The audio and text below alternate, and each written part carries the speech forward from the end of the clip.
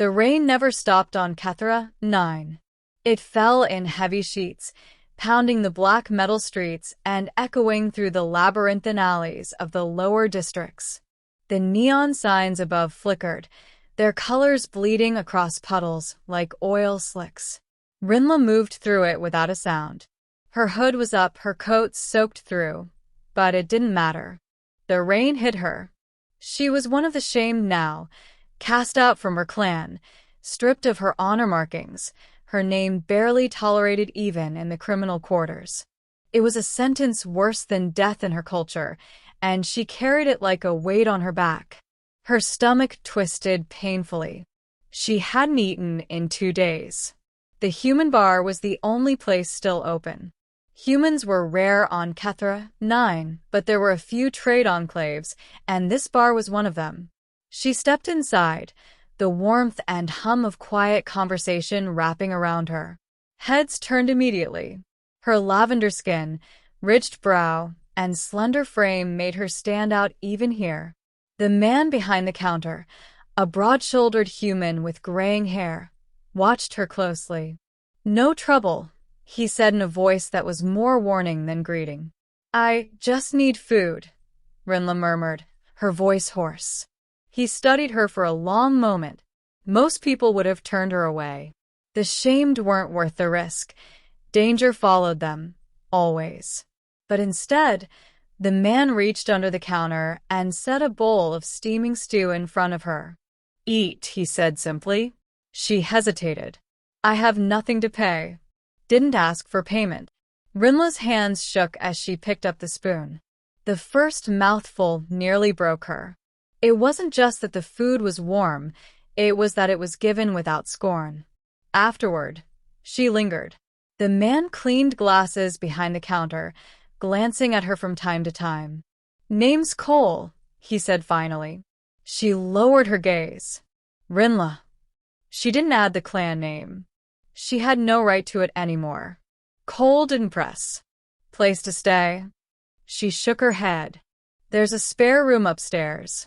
"Not much, but it's dry." Her throat tightened. Kindness from strangers was dangerous. It made you hope again. The next weeks passed in quiet routine. Rinla cleaned tables, swept floors, and helped restock supplies from the cargo bay. She said little, but Cole never pushed for conversation. Still, he noticed the way her eyes flicked toward the door whenever uniformed enforcers passed by. He saw how she tensed when loud voices rose in the street. One night, after closing, he found her sitting on the stairs, staring at nothing. "They're looking for you, aren't they?" he asked quietly. She didn't answer, but her silence was enough. The truth came out eventually. Her clan had been accused of smuggling restricted tech. She'd been the one piloting the freighter when it was intercepted. By the time she returned, the elders had already bargained for their survival by exiling her as the scapegoat. "They took my name," she whispered, voice breaking. "No one will hire me. No one will even speak to me, except to spit." Cole was silent for a long moment. Then he said, "Sounds like they weren't worth keeping." She looked up sharply. "It's not that simple." "Sure it is. Family's supposed to stand with you, not throw you to the wolves." The first real danger came in the form of 3 armed men. They entered the bar late, scanning the room until their eyes landed on Rinla. "Found you," the leader sneered in her native tongue. "Your debt stew." Cole stepped out from behind the counter before she could move. "She's with me." "This isn't your concern, human," one of them spat. "It is now." Cole's voice was calm, but his stance was that of a man who'd seen too many fights to be intimidated. The men hesitated, clearly weighing whether this was worth a scene. Eventually, they backed off, though not without a final glare at Rinla. She confronted Cole after they left. "You shouldn't have done that. They'll come back. You're risking yourself." Cole just shrugged.